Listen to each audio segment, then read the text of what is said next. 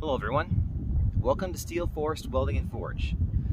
Today I'm going to cover how to set up and light our deluxe model rocket stove. To easily start a fire inside a rocket stove, I recommend using some sort of barbecue or campfire starter. This makes starting your fire a lot easier as opposed to having to search for tinder. Sticks of a smaller size. Think your average fire starting size.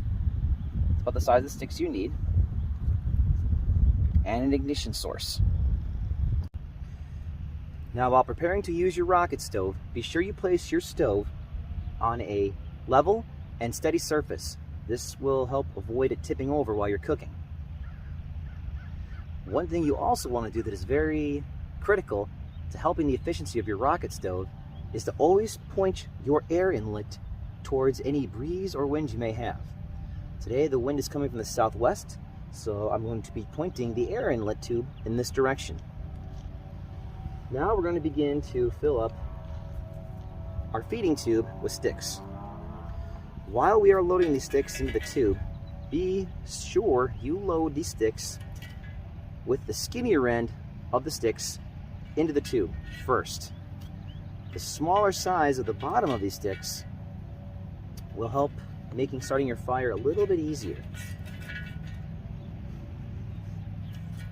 Now, the key concept to having a good rocket stove is adequate airflow.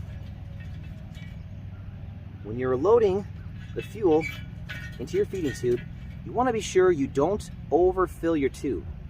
What can happen is these sticks can bunch together and actually block the airflow going through the air inlet and up past the sticks and up the chimney.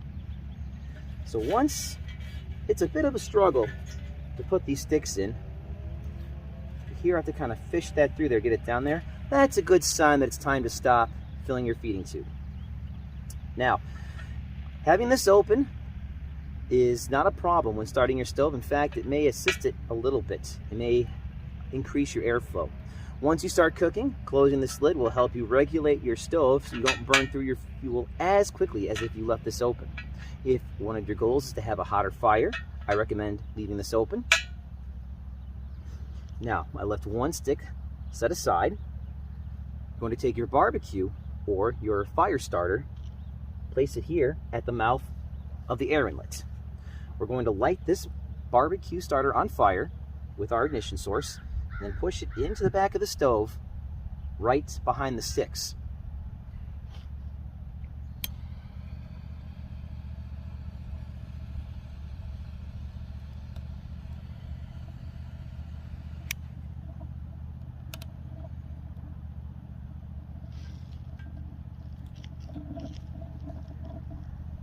And if you can hear that sound, this is why they call it a rocket stove. Almost sounds like a rocket.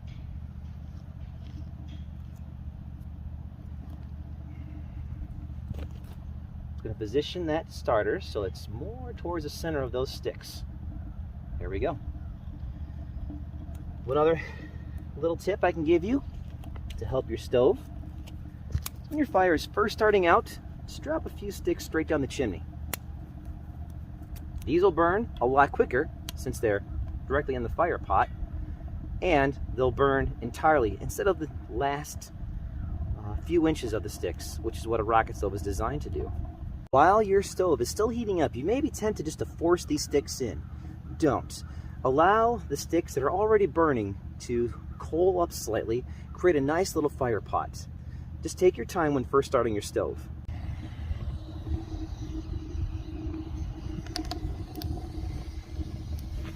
As you can see, we have a nice fire going.